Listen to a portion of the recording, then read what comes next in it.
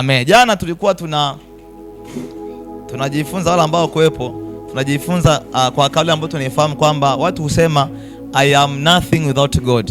Then tulisema yes, it is true, without God you are nothing, but nothing is not enough. You are nothing without God, but with God you are something. Si ndio Yeah, ukisipojua kwamba wewe ni kitu ukiwa na Mungu, manake utakuwa siku zote huna Mungu, alafu pia utakuwa bado wewe sio kitu. Manake chochote ambacho hakihusiani na wewe kitakuja, na chochote ambacho hakihusiani na wewe kitakupata, kwa sababu unajua mimi nisipokuwa na Mungu sio kitu. Lakini hujajua kwamba wewe ukiwa na Mungu ni kitu. Bwana asifiwe sana. Ukisoma maandiko yako vizuri kuanzia kitabu cha Mwanzo mpaka mwisho, wote ambao wanaonyesha kwamba ni watu wa ufalme wa Mungu ni watu waliokuwa najua kwamba wao wakiwa na Mungu ni kitu, na wasipokuwa na Mungu hawana chochote. Mfano tu mzuri ni Samsoni mwenyewe. Samsoni aliponyolewa nywele, nguvu zikamwishia, manake akawa kama chupa ya maji ambayo imebadilishwa matumizi, inauziwa juisi ndani yake. Imeandikwa Kilimanjaro, lakini ndani kuna juisi ya aloe vera, si ya maparachichi ama nini ndani yake. Lakini wakati alipojua kwamba mimi na Mungu ni kitu, akasema basi Mungu hata kwa maana hii moja nijilipize kisasi. Anajua I am something with God. Bwana asifiwe sana. Haleluya. Mtu mwingine ukimwangalia ni Elia. Elia yeye alijua kwamba I am nothing with God, but with God I am everything. Akawa anaamrisha tu moto ushuke kutoka mbinguni, ukapiga 50 wa kwanza wamemfuata tu. Yaani kama leo tu shangaa chawa wa mtu amekufuata wewe, unasema if I be the man of God, moto kutoka mbinguni ushuke ukalamba. Anajua akiwa na Mungu yeye ni kitu, na Mungu akiondolewa basi anakuwa sio kitu. Bwana asifiwe sana. Ndivyo ilivyo leo kwenye maisha yako. You must know it kwamba without God you are nothing. That is true and that is good to know, but you must know with God you are something. Bwana asifiwe sana. Wewe na Mungu ndani yako, wewe ni kitu cha maajabu ambacho hakijawahi kutokea hii dunia, sio leo wala jana. Haleluya. Moja ya shida iliyotokea kwenye bustani ya Eden ni kwa sababu ya huyu mtu anaitwa kitu akiwa na Mungu. Kwa sababu baada ya shetani kuwa ameonyesha tu moyo wa kuasi ndani yake, Mungu tayari alikuwa na wazo la kutengeneza kiumbe kingine ambacho kitakuwa kina mfanano wake. Shetani alikuja duniani anajua mwanadamu, kwa nini mwanadamu kapendelewa hivi? Kwa nini aumbwe kwa mfano wa Mungu? Yaani God's likeness and image. Kwa nini awe yeye? Kwa hiyo shetani akaanza kufanya namna, haiwezekani kwamba huyu haiwezekani, tufanye namna tumpotezee mambo. Sasa akafanikiwa kumpotezea mambo ambayo Mungu alifanya. Ukisoma kitabu cha Mwanzo sura ya kwanza mstari wa 28 hapa inasema Mungu akaumba mwanaume na mwanamke, afu akawabarikia akawaambia nendeni mkazae mkaijaze nini? Mkaijaze nchi. Manake ile tuseme ile grade 1 ya Mungu ambayo mtu ameumba, yani grade 1 ya Mungu ya uumbaji wa mtu imepewa baraka za kuongezeka, alafu na imepewa na nguvu za kufanya dominion duniani. Sasa shetani akaona kwamba what is this?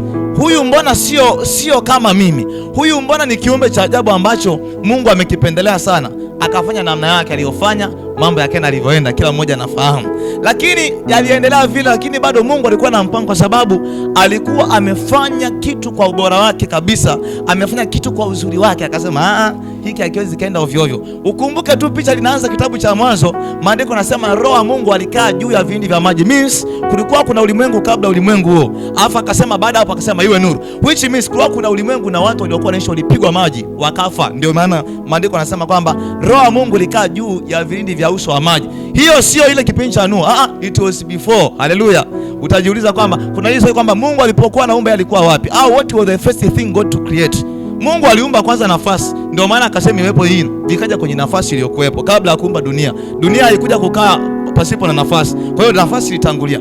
Na hapo ilikuwa imetangulia, maana kwa kuna generation nyingine kabla ya Adam na Hawa, ambayo hiyo ilipigwa tu maji kafa. Maji akabaki kule kwenye ule uso wa dunia. Bwana asifiwe sana. Akasema na iwe kitu fulani. Lengo la Mungu ilikuwa ni kurestore back.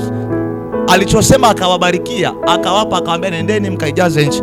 Kile kitu kilichokuwemo ndani, kwa mtu ambaye ameokoka leo, kwa mtu ambaye hajaokoka, hivyo vyote wanavyo. Inakuja kutofautiana kwenye kitu kimoja kinaitwa utukufu. The glory of God, hicho ndicho ambacho huwa ni activator ya vile vitu vyote ambavyo Mungu amevitoa kwake kaviweka kwa nani? Kwa mwanadamu. Bwana Yesu asifiwe sana. Bwana Yesu asifiwe sana.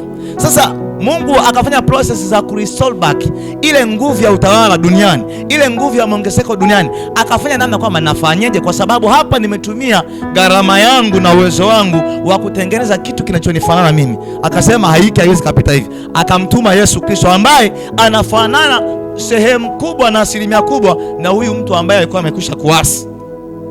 Kumbuka kilichopotea, utukufu wa Mungu uliwapotea Adamu na Hawa. Ulipowapotea wakaonekana tu na wenyewe ni vitu vya kawaida.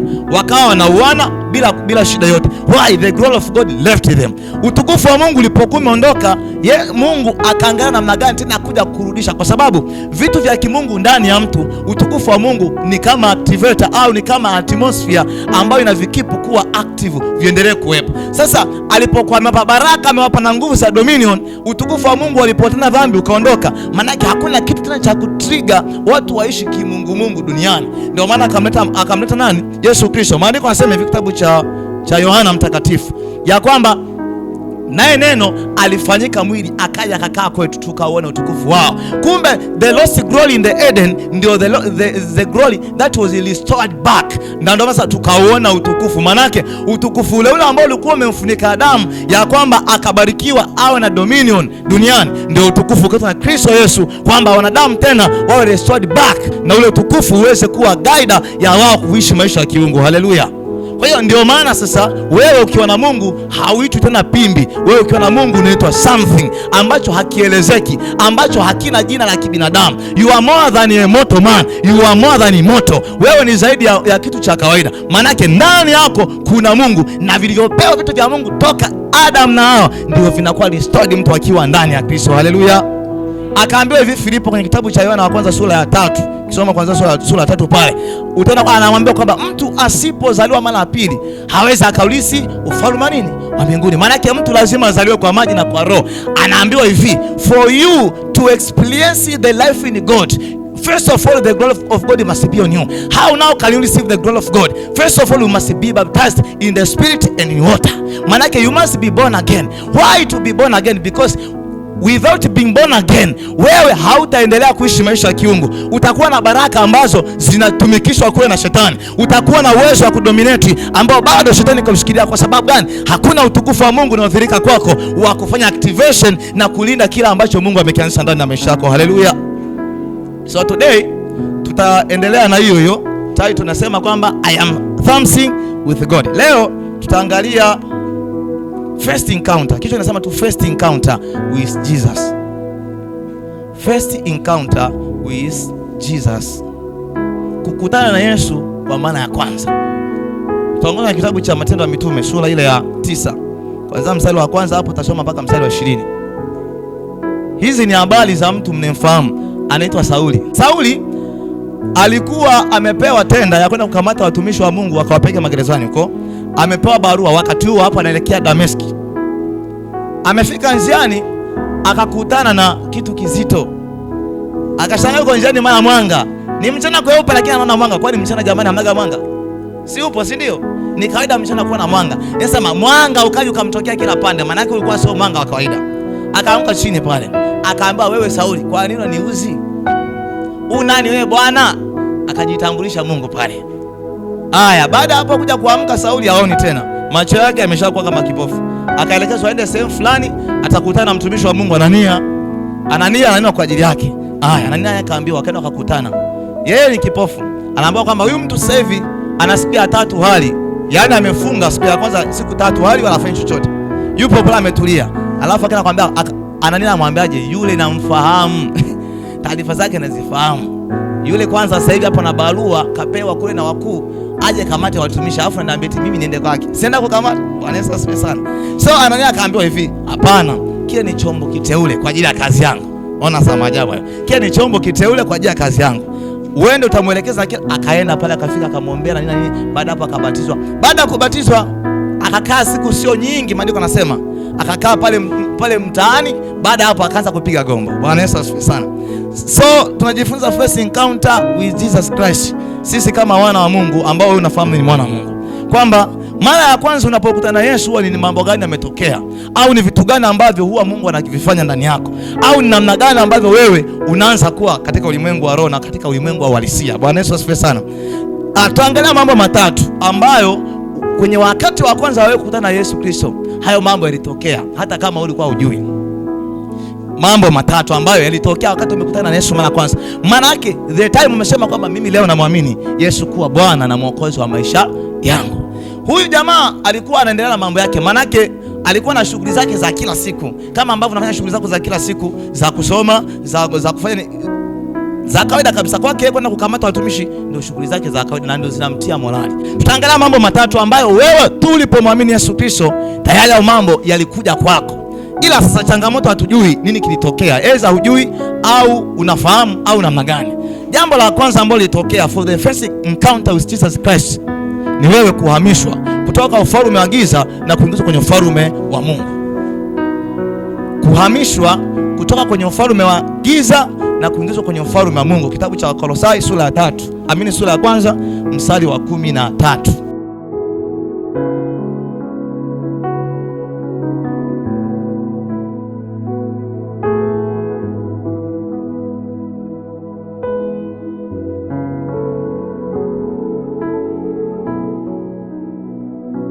Maandiko yanasema naye alitutoa katika nguvu za giza akatuhamisha na kutuingiza katika ufalme wa mwana wa pendo lake.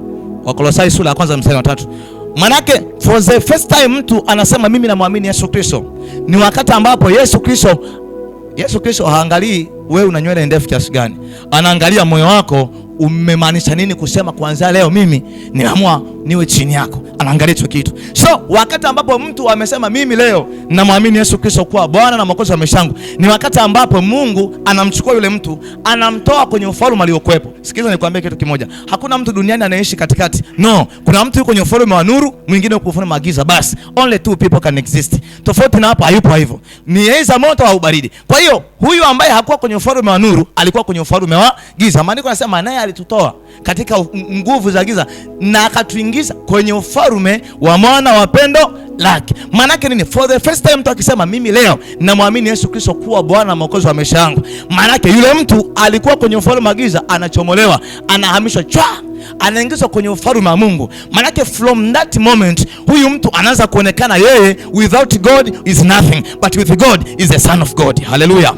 Anaanza kuonekana mtu huyu kabla ya kuwa huku alikuwa sehemu fulani. Kule watu walimtumikisha, kule watu wangefanya vitu vyovyote, lakini sasa hivi anahesabika kuwa mmoja ya wana wa ufalme. Ndio maana maandiko yanasema hivi, ni furaha mbinguni mtu mmoja anapoamua kumpa Yesu Kristo maisha, anapookoka. Manake nafsi moja inapoongezeka kwenye ufalme wa Mungu imeongeza population, lakini pia inaongeza dominion. Haleluya.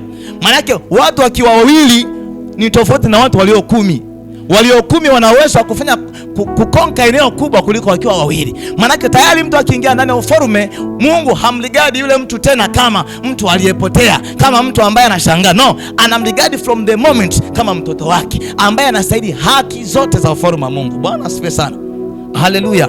Kwa hiyo jambo ambalo lazima ujue kwamba wewe usipokuwa na Mungu is true, you are nothing. But the moment you accepted Jesus Christ in your life, uliingizwa kwenye ufalme wa nani? Wa Mungu. Maana yake tayari sasa hivi umetenganishwa wewe na ufalme wa zamani, umeingizwa kwenye ufalme mpya. Maana yake you are no longer mtu wa zamani, sasa hivi umekuwa mtu mpya. Kwa mantiki gani? Ufalme wa Mungu una kanuni zake, ufalme wa Mungu una maisha yake, ufalme wa Mungu una namna ya kutembea kwake. Sasa mtu alikuwa gizani, alikuwa ni mchawi, akiingia kwenye ufalme wa Mungu, uchawi tayari automatically pale kashatengwa. Yani it's like hivi, unamwogesha mtoto kwenye beseni afu unamtoa kitandani. Hakuna uhusiano wa kwenye beseni na kitanda. Maana yake kwenye kitanda kuna mambo ya vitandani, kwenye beseni kuna mambo ya kwenye beseni. Haleluya.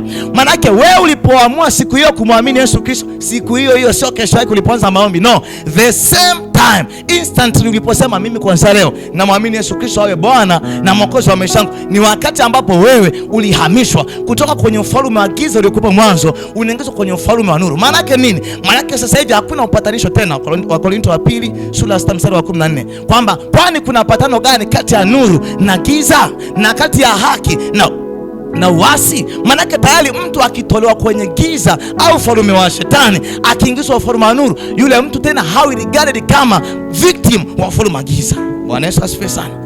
Haleluya. ukijua hivyo tayari unaanza kuona mimi nazidi kuwa something ndani yangu, kwamba kumbe sasa hivi ni kama nilikuwa naishi nyumbani kwetu Uswahilini, nimehamia sasa hivi Masaki, naishi kwenye nyumba ya Bakresa. Hakuna uhusiano wa kibaka na napoishi sasa hivi. Vibaka utawakuta Keko tu, wewe ukakuta kwenye nyumba za matajiri. Wanaweza asifiwe sana. Maana from the moment unajua kumbe sasa hivi kama ni kujua haipaswi kujua mambo yalikokuwa, nitakiwa kujua mambo ya nilipo leo. Haleluya. Ambapo ni kwenye ufalme wa nani? Wa Mungu. Ili ujue kwamba wewe una kitu, lazima ufahamu ya kwamba umehamishwa. You have been shifted from the kingdom of darkness, you are now in the kingdom of light. Na hakuna uhusiano kati ya ufalme wa nuru na ufalme wa giza. The problem comes here. Kiuhalisia, mchawi hawezi akamwangia mtu aliokoka hata kwa bahati mbaya. Kiuhalisia, shetani hawezi akamtumikisha mtu aliokoka hata kwa bahati mbaya. Why? Ona mfano wa kawaida.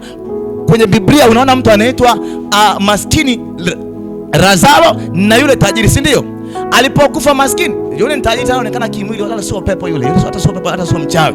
Yule tajiri alipokufa na Lazaro kifoni kwa Ibrahimu, yeye kule. Alafu anasema katikati yetu kuna shimo kubwa limetutenganisha. Ndivyo ambavyo vilivyo wana wakihamishwa kutoka ufalme wa giza huingizwa nuruni, na katikati yao hakuna uhusiano wa namna yoyote. Leo wewe ulikuwa ni kibaka, ukiokoka ubakaji wako na kila kitu umeishia pale. Wewe umeingizwa kule, sasa hivi wanaanza kukuligadi, huyu ni mwana wa ufalme. Malaika kule wanapiga, wanafanya celebration, wanafurahi na kuimba na kufanya kila kitu. Lakini sisi nakuja wewe, unajua bado yule aliniambia sitaishi, tayari anaanza ananifuatilia. Sikiliza, wewe umewekewa uzio, umewekewa ukingo kwenye ufalme wa Mungu. Hakuna uhusiano na giza hata kidogo. Bwana asifiwe sana. Shida inatokea hapo kwamba wewe tayari uko kwa Mungu, akili zako zote zinaoza shetani. Why? So kwamba kuhamishwa, you are not aware. Your conscious mind is not aware of that shift. Bwana asifiwe sana. Haleluya. Kwa hiyo huwezi kukaa unawaza kwamba mchawi yule ni maarufu sana mtaani. No, mimi na yeye ni vitu vile viendani. Yaani chati zetu hazifanani, kama daladala za Mbagala na airplanes. Havifanani kabisa. Yeye atabaki kule kwenye ufalme ule. Mimi nimeshakwisha kuhamishwa, nipo kwenye ufalme wa Mungu. Haleluya. Bwana asifiwe sana. Maisha yako ukijua hivyo yanabadilika. Unaacha tena kukaa kuhofia kwamba leo watakuja usiku wanichukue. Mimi tayari nipo kwenye nyumba ya bosi. Wao wapo kwenye nyumba za makuti. Hakuna uhusiano. Wakija hapo watapigwa kama hamna Masai, basi kuna electric fence. Kule kwao hakuna electric fence, wanapita tu. Haleluya. Haleluya. Hilo jambo la muhimu la msingi ujue. For the first time unasema kwamba mimi, sio ulipoanza mifungo, no. For the first time unasema mimi leo nimeamua kumpa Yesu Kristo maisha yangu. Maisha yako yalitolewa kule. Hauna haja ya kuanza kuwaza mambo tena aliyopita. Hakuna haja ya kuwaza kwamba mimi mbona nilikuwa hivi. No, the moment umesema mimi namwamini Yesu Kristo awe Bwana na Mwokozi wa maisha yangu, the moment Mungu alikutoa kule mbali akakuingiza kwenye ufalme wa mwana wa pendo lake. Unahesabika kuwa mwana, unahesabika kuwa una Mungu ndani yako ambaye ndiye Mungu anayefanya maisha yako endelee, wala sio kwa sababu shetani yupo anakufuatilia. Haleluya. The problem comes here. Uliokoka kwa sababu gani?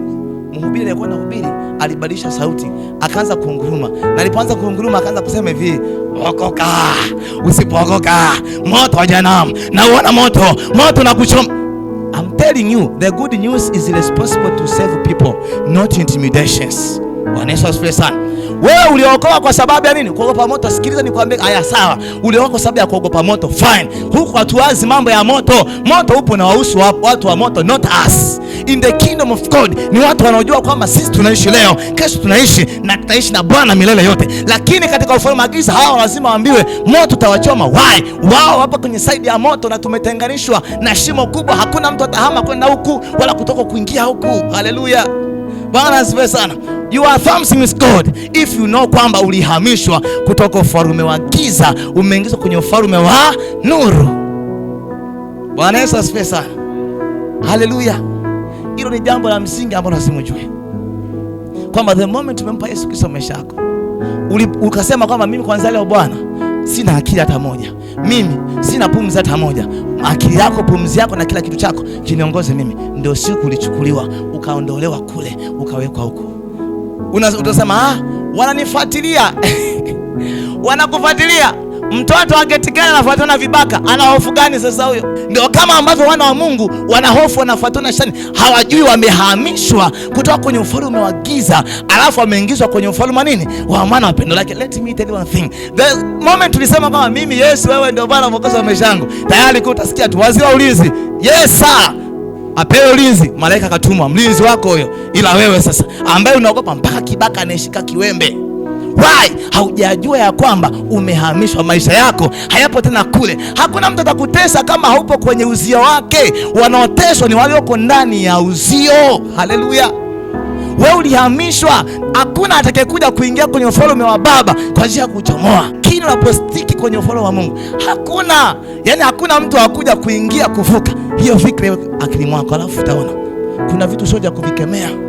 Kuna vitu ni vya kujua hivi. Sasa unajua hivi kwamba kwa hiyo kumbe vitu vyote vilikuwa vinahusiana na giza, sio sehemu yangu. Vitu vyote vinavyohusiana na nuru ndio sehemu yangu. Kama gizani kuna magonjwa, it's not part of your life. Kama gizani kuna kulogwa, it's not part of your life. Kama gizani kuna laana, it's not part of your life. You have been shifted now. Upo kwenye ufalme wa nuru. Kama ufalme wa Mungu kuna kula na kunywa, basi ndio sehemu yako. Kama ufalme wa Mungu kuna kufurahia katika Bwana, ndio sehemu yako. Kama kwenye ufalme wa Mungu kuna kushinda na zaidi ya kushinda, ndio mambo yako hayo. Unatakiwa uyaishi hayo. Wala sio kuwaza kwamba nani atafanya nini. Hao ni kelele za chura, haziwezi kufanya chochote. Haleluya. Bwana asifiwe sana. It is a moment you gave your life to Jesus. Akakupa, anakufanya kuwa something. Hilo ni jambo la kwanza. Umehamishwa. Jambo la pili, umepewa uzima milele. Jambo la pili, umepewa uzima milele. Uzima milele maana yake nini? Assurance ya kuishi leo. Kwa sababu nikwambie, wewe ni roho. Roho haifi kwa sababu imekosa ugali. Roho haifi kwa sababu imekosa chakula fulani. Roho haifi hiyo. Haifi. Maana yake eternity ndani ya roho ya mtu imeletwa kwa sababu ya maisha yaliyotolewa na mtu mmoja anaitwa Yesu Kristo. Sisi hatujampa Yesu maisha kwa maana ya kwamba the ability to live, no, ila Kristo alitoa uhai wake akatupa sisi. Sawa sawa na mwanzo unasema, maandiko yanasema kwamba akawapulizia pumzi ya uhai mtu akawa nafsi yake. Maana yake utakuja kuona kumbe creation iliyofanyika mwanzo ndio inakuja kufanya kama recreation tena agano jipya, kwa maana ya kwamba Mungu alipuliza pumzi, that is uhai. Alafu mara ya pili Jesus akatoa uhai wake akawapa watu, alafu akamwambia hivi, ili kila atakayeamini asipotee bali awe na uzima milele. Bwana Yesu asifiwe sana. Moja, uzima milele nini? Uzima milele ni assurance of living with God forever. Aliyetupa uzima yeye, maandiko anasema Mungu kwanza habadiliki, alafu Mungu yeye ni uhai, alafu yeye wala hawezi akafuata kesho. Manake chochote kilichomwamini huyo mwenye tabia hizo kinakuwa na tabia zile zile. Kufa hakifi, kinakuwa kina uzima milele ndani yake. Bwana Yesu asifiwe sana.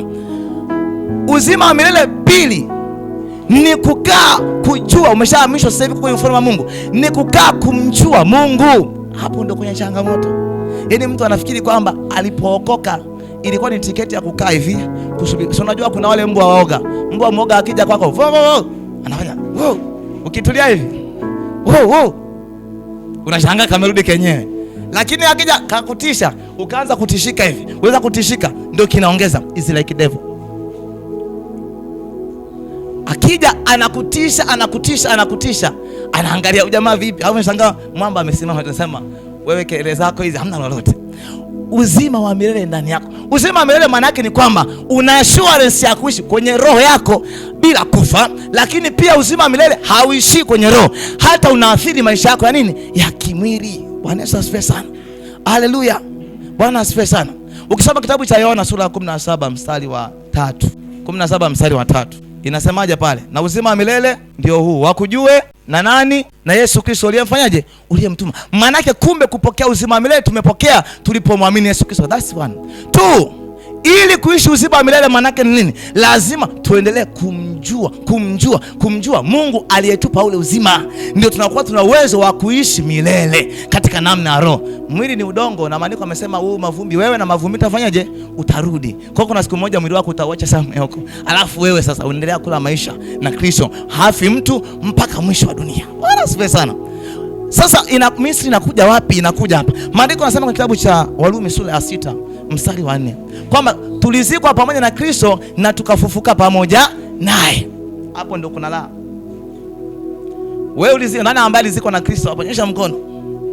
Mimi kwa kweli nimesulubiwa na Kristo, nimezikwa na Kristo, nimefufuka pamoja naye. Nyosha mkono. Hapo ndio penyewe sasa. Kama hujui hilo na mambo yatakuwa magumu. Bwana asifiwe sana.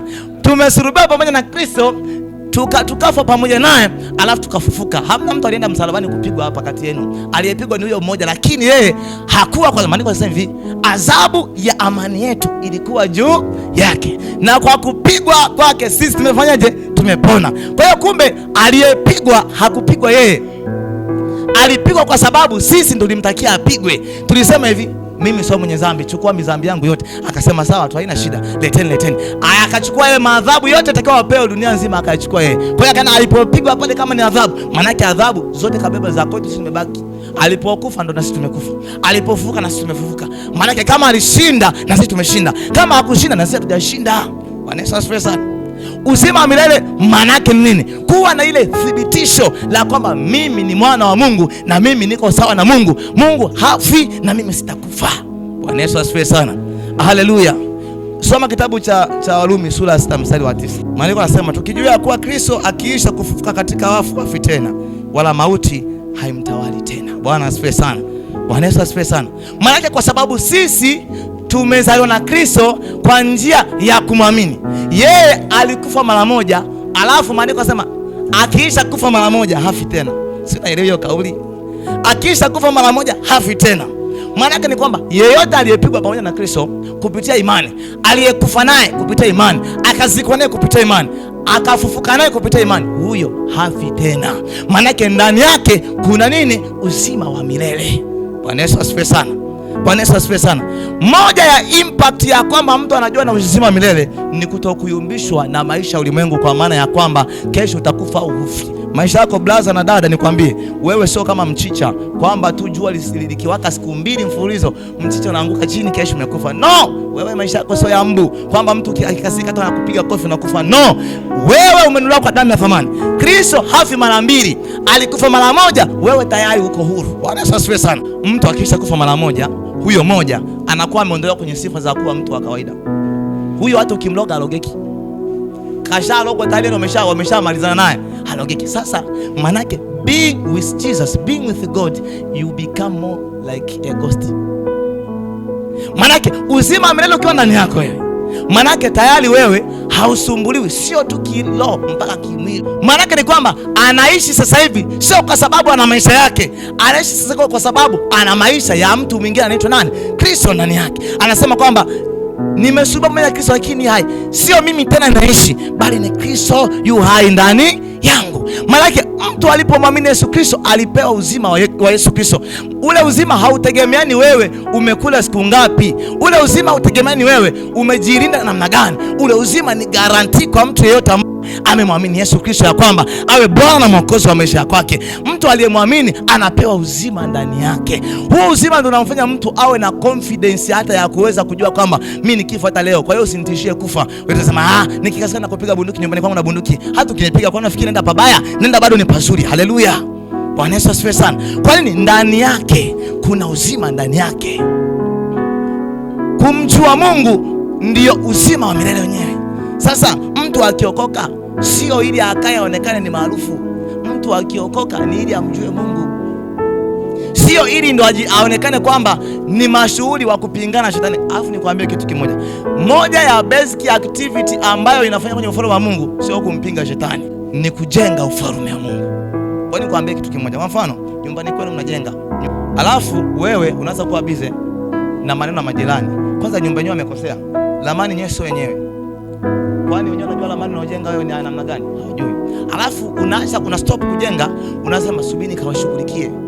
Unaanza sema leo subiri, unavaa dera, unaenda hapo unafika na mshikana kiuno, si ni mdada ni nani? Unasema kwani nyinyi kumpinga shetani is not the basic. The basic in the kingdom of God is to build the kingdom. Ufalme wa Mungu uendelee, mambo ya ufalme yaendelee.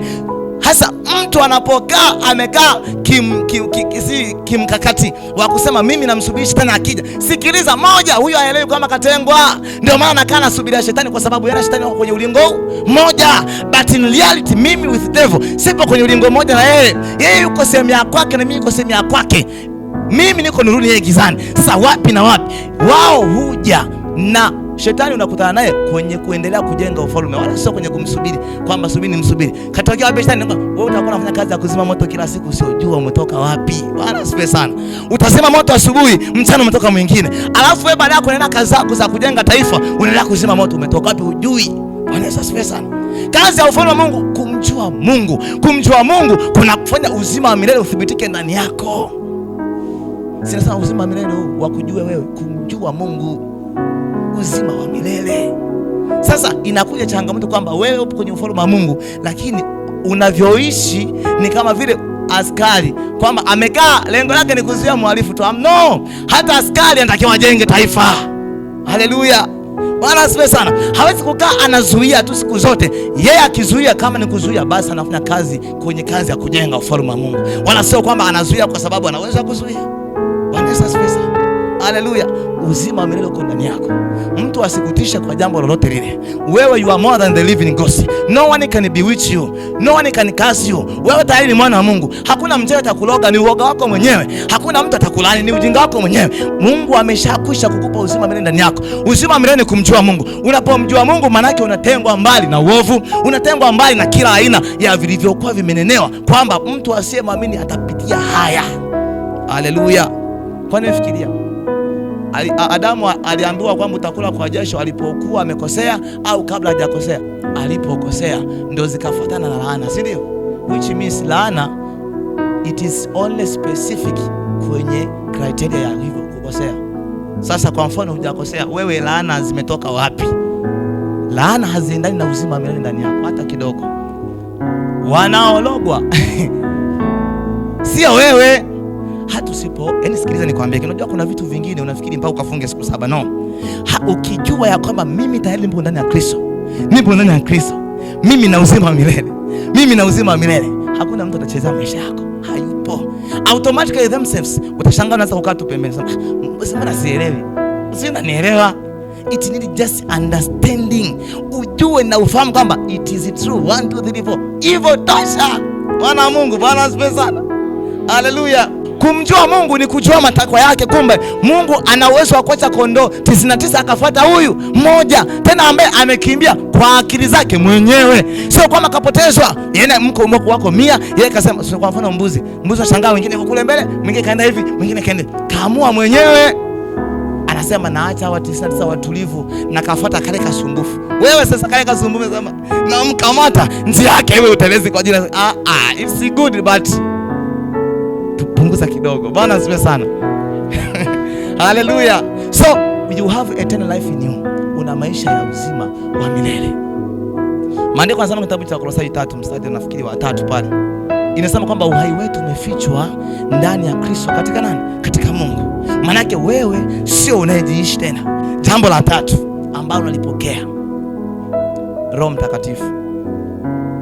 Roho Mtakatifu. Jambo la 3 ambalo unalipokea wewe ni Roho Mtakatifu. The day umesema leo namwamini Yesu Kristo awe Bwana Mwokozi wa maisha yangu, ni Roho Mtakatifu. Sasa Roho Mtakatifu kazi yake moja ni nini? Roho Mtakatifu ni muhuri unaokutambulisha wewe tayari umekuwa mtoto wa Mungu. Ndio maana ukisoma kitabu cha Warumi sura 8 mstari wa 9b kwamba asiyekuwa na huyo Roho wa Mungu, huyo sio wake. Maana yake Roho Mtakatifu, yani ukienda mbele za Mungu hivi unafika mbele za Mungu, yeye hakurecognize wewe kwa sababu unasema mimi ni mwana wako. Anakurecognize wewe kwa sababu anaona muhuri. Muhuri wenyewe ni Roho Mtakatifu. Anamrecognize mtu, huyu ndio mtoto wako, kwa sababu siku tuliposema Bwana wewe Bwana Mwokozi wa maisha yangu, ndio siku ilipo Roho Mtakatifu. Roho Mtakatifu ndio controller. Roho Mtakatifu ndio mashine ya kufanya mambo. Bwana asifiwe sana. Roho Mtakatifu ndo anakuguide. Nikwambie kitu, mwanadamu ni mtu wa ajabu hujapata kuona. Ni kiumbe kija kutokea, asipokuwepo Roho Mtakatifu anasababisha maafa makubwa mno. Kwa hiyo Roho Mtakatifu ndio maana sasa atakuja msaidizi wengine. Kwa sababu gani? Mkiachiwa nyinyi ni zaidi ya mabomu ya nyuklia, mtaleta tu shida. Roho Mtakatifu anakuja kuguide mtu mtu atembee namna gani, mtu aishi namna gani. Huyo ndo guide, na anapokelewa siku umesema Bwana Yesu awe Bwana Mwokozi wa maisha yangu. Sio siku ulipoanza kufunga tatu kavu, no. Sio siku ulipoanza kunena kwa lugha, hapana. Sio siku ulianza kutoa unabii. The day ulisema mimi niko tayari niwe mwana wa Mungu, akapewa Roho Mtakatifu kila mmoja. Na moja ishara Roho Mtakatifu ni nini? Maandiko yanasema kitabu cha Matendo 1:8, nanyi mtapokea nguvu. So power is not the spirit, but is one of the information that this man belongs to God and there is the spirit of God here. Hallelujah. Bwana Yesu asifiwe sana. Kwa hiyo watu wamekaa kwenye hali ya sitofahamu. Mtu anakuambia nimeokoka. Sasa una Roho Mtakatifu? Sijui. Nimekwambia leo, wewe una Roho Mtakatifu toka siku ile umemwamini Yesu Kristo. Kama hujamwamini Yesu Kristo, wewe sio wake na hauna Roho Mtakatifu. Roho Mtakatifu ndio muhuri wa wewe kuingia kwenye ufalme wa Mungu. Huyu ndiye Roho Mtakatifu. Roho Mtakatifu huyu anakuja kutekeleza mambo yote yanayokuhusu wewe, yanayomhusu Mungu. Huyo ndio mashine ya kufanya mambo ambao tukimjua vizuri maisha yetu yanakuwa tofauti sana. Kwa mfano nikwambie, kanisani sio eneo la kuja kuonekana wewe umeokoka kiasi gani. Sehemu nzuri ya kwenda ya kwamba umeokoka kiasi gani ni huko. Kwani waliambiwaje? Mkae hapa hapa mpaka mtakapopokea nguvu za Roho. Walipopokea nguvu za Roho walikaa pale? Hawakukaa pale. Ndio wakaanza kusambaa sasa. Wakaanza kusambaa. Maana yake kule ambako hakuna huyo Roho, wewe ndio unatakiwa uende kusema mimi si ndio mwana wa Mungu sasa? Mimi ndio nina Roho Mtakatifu. Maana yake application yako is not in the church. The church is that a place ambao unakuja kwa ajili ya kama gereji, kuja kunolewa vizuri. Ukitoka hapo unachomoka sasa, unaenda kufanya kule. Kwa hiyo kumbe wale wa unioni ndio tukao ujue wewe una Mungu, sio unaimba naye kwaya. Sasa unaimba naye kwanza anajua kabisa huyu jamaa ni wa kilo, hata kama ni mloho tu, ila ni wa kilo. Bwana asifiwe sana. Hallelujah. The Spirit of God. Roho wa Mungu ndani yako. Warumi sura ya 8 mstari wa 11. Ngoja nitasoma, inasema hivi: lakini ikiwa roho yake yeye aliyemfufua Yesu katika wafu anakaa ndani yenu, yeye aliyemfufua Kristo Yesu katika wafu ataiuisha na miili yenu iliyo katika hali ya kufa kwa roho wake anayekaa ndani yenu. Bwana Yesu asifiwe sana. Bwana asifiwe sana. This is a very big mystery. Roho anayekaa ndani yako hayupo pale kwa ajili ya kujulikana tu kwamba umeokoka. Aliyoko pale, ile ndio mashine ya kuregulate kila kitu. Ile ndio mashine ya kuhakikisha kwamba wewe una uzima milele. Hiyo ndio mashine inayofanya kila kitu kiweze. Kama ni mashine, basi ni mashine ya kusaga na kukoboa na kupalaza kwa wakati mmoja. Anasema hivi, roho kama roho aliyemfufua Kristo anakaa ndani ya miili yenu. Hapa nazungumza sasa issue ya mwili tu. Anakaa ndani ya miili yenu. Yeye anaweza kuiuisha hata miili yenu iliyo kati hali ya kufa. Maana yake ni kwamba kumbe kwenda kuwekewa mikono is good, but it's not the first priority for a Christian. Kwa sababu gani? Tayari una mashine iliyoko ndani ambayo sio tu kuponya mwili, hata kufufua inaweza. Iko tayari ndani yako. Imagine Elisha amekufa, kaweka kwenye kaburi mifupa yake, just mifupa, kaweka mle mwingine kafufuka. Hiyo ni mifupa.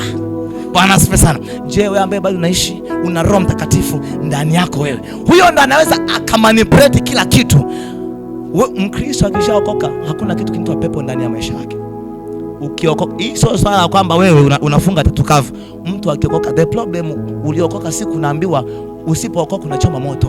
Kwa hiyo hawakukwambia kwamba ukiokoka wewe tayari umeingia familia ya Mungu. Hamna pepo anakaa kwa mtu aliokoka. Ukiona pepo kuna shida, aidha alimpa nafasi mtu. Shetani ukimpa nafasi, wewe tu ulikuwa mbea, ukafikia atakuja kuongezea uongo, akaingia pepo, akaanza kutumikisha vibaya sana. Si ulimpa nafasi? Anaweza huyo roho kufanya mambo mwili wako ukiwa unaumwa ukapona bila dawa na bila kwenda kuwekwa mikono. By then sio mpango wa Mungu mwana wa Mungu aishi maisha ya hivyo. Ni mpango wa Mungu mwana wa Mungu kujua kwamba ana Roho Mtakatifu ambaye alimfufua Kristo na anaishi ndani yake. Maandiko yanasema hivi, kwani hamjui miili yenu ni hekalu la Roho Mtakatifu na anakaa ndani yenu? Yeye atakayeliharibu Mungu atamuharibu vibaya sana. Maana yake ni nini? Roho Mtakatifu ndani yako ana uwezo wa kufanya kila ambacho unakiona umekishindwa. Yeye ndio master, yeye ndio mashine ya kuweza kufanya manipulation. Na Roho Mtakatifu ulimpokea siku ulipoamini. Bwana Yesu asifiwe sana. kwa kadri ambavyo wewe unazidi kukaa katika Mungu, ndivyo ambavyo Roho Mtakatifu anaanza kudhibitisha kazi za Mungu. Moja hapo ni uponyaji. I'm telling you, kama tukikaa vizuri na huyo Roho, maduka ya pharmacy watu wataenda, sio hawataenda, hawataacha, wataenda, lakini watapungua. Kwa sababu gani? Utakaa tu, kichwa kinauma, unashangaa tu, kwa jina la Yesu Kristo mimi sio mgonjwa, na kama nilikuwa nataka kwenda kazini naenda, alafu nataka kazini kichwa kiume wala nini. Tayari. Why? The spirit you have ndio yule wale kule kwa yule jamaa, kifika anakupiga mkono. Sikatai mtu aende kuombewa, kwa sababu kuna wakati mwingine unahitaji mtu. Bwana asifiwe sana. Lakini sio kusudi la kwanza la Mungu kwamba watu waishi kwa namna hiyo. Ni mpango wa Mungu watu kuongozwa maisha yao na nani? Na Roho Mtakatifu. Roho Mtakatifu ulimpata siku umemwamini Yesu Kristo. You have become something, not nothing. Bwana asifiwe sana. Ishi na ufahamu huo, alafu fanya application hayo mambo. Bwana asifiwe sana. Utaona mwenyewe. Ujue ya kwamba umehamishwa, una uzima milele ndani yako. Hakuna mtu atakuja kuchezea maisha yako, na ujue na Roho Mtakatifu. Kwa sababu kwa Roho Mtakatifu huyo utafundishwa vitu usivyovijua. Kwa Roho Mtakatifu huyo utafanya mambo yaliyo zaidi ya kawaida. Kwa Roho Mtakatifu huyo utakuwa na uwezo wa zaidi ya mwanadamu. Bwana Yesu asifiwe sana. Hallelujah. You receive the Spirit of God. Huyo anakaa ndani yako. Huyo ndo anajua ukiwa na ugonjwa anakutibu namna gani. Ni wewe tu, kwa sababu pia una haraka kwamba kichwa kinauma, hii itakuwa ni malaria, panado ziko wapi, na umeshajua magonjwa kama nini. Amen. Having Holy Spirit is enough to make your life safe, kwa sababu maandiko yanavyosema kwamba mtapokea nguvu akisha kuwajaa Roho Mtakatifu. Hiyo nguvu haishi kutoa mapepo tu, hiyo nguvu ndio inayokulinda, hiyo nguvu ndio inayoongoza kila kitu, hiyo nguvu ndio inafanya kila jambo. Bwana asifiwe sana. Nanyi mnaindwa na nguvu ya Mungu kwa njia ya imani. Kwa hiyo kumbe una Roho Mtakatifu, hamna kibaka atakaye-kusumbua. Ila kama huna ufahamu vizuri, ukimwona kimbia tu, kwa sababu mambo yakabadilika. Kama tuliambiwa kwa imani. Una imani hiyo, na imani inatokana na ufahamu. Wewe ufahamu umeshika vizuri. Bwana asifiwe sana. Sema kwa jina la Yesu.